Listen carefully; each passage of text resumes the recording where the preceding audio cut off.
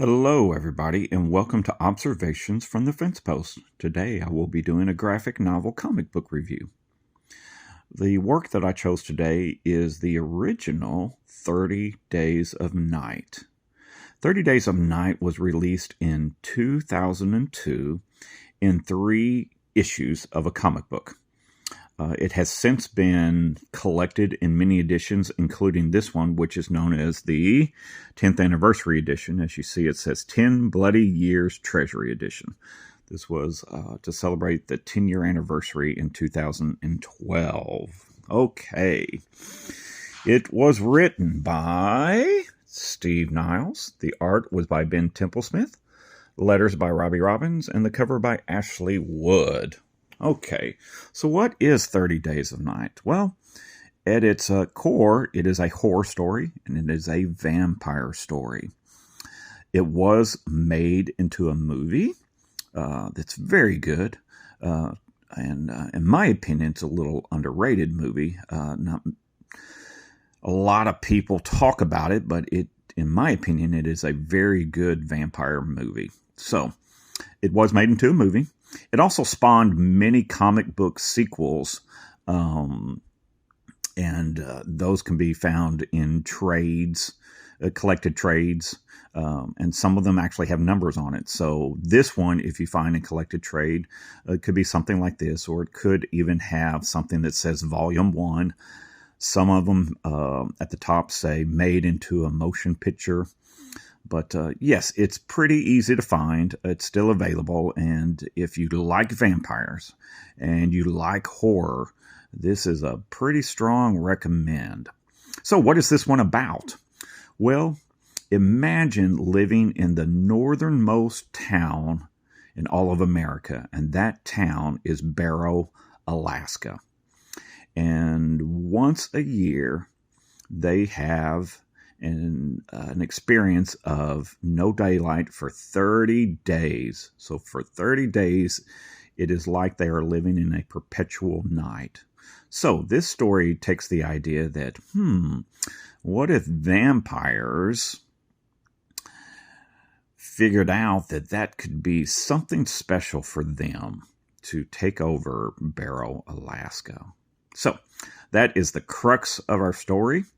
It is told from 3 perspectives. The first perspective is it is told by the townspeople, most notably a pretty special couple in the town, a sheriff and his wife, who's a deputy, and that would be Eben and Stella.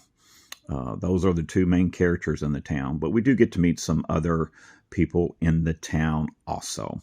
The second perspective it takes place from is there are times when it is looking at the vampire perspectives. The 2 main vampires are Marlowe and Vincent. That's part of the story. And the third angle of our story is there is a woman in New Orleans who has been tracking things that might lead to proof that there are vampires in the modern world.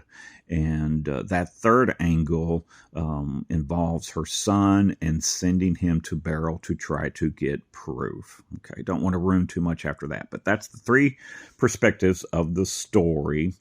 Now, this lives up to the term graphic novel. It is very, very graphic. For many people, the art will be a turnoff, but it's just perfect for this type of story. Let me give you an example. This is not streamlined comic book art like we are used to. Okay.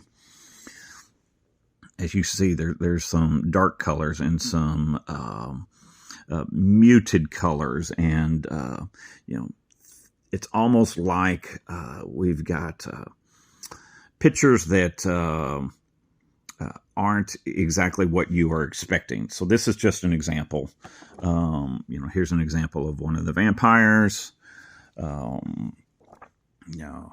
Another vampire, and over here you can see it is pretty graphic. So that is kind of the art style of Mr. Ben Templesmith. I liked it. I thought it fit the format very well. Again, I think people who enjoy horror, people who enjoy vampires will enjoy this series, 30 Days of Night. Like I said, it's pretty easy to find a copy, a trade copy. Again, originally published in 2002 as 3 individual comics that have later since been collected in a format. I love this particular format. This is an oversized format, and it does not fit easily on a standard shelf, so this one goes on one of my top shelves. So anyway, that is just some of the things here in 30 Days of Night, and I hope that you enjoyed this review. I found it to be compelling, fast. If I had 2 complaints, it's 2 things. It was short, okay, and where they make up for it in the movie, there is a gap. There is the initial attack on the town, and then sometime later we pick up with the survivors, okay?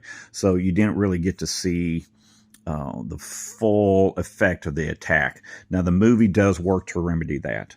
Another big difference from the movie to this is they drop that whole angle about New Orleans, the mom and the son trying to find proof of vampires from way down in New Orleans. They dropped that one for the movie.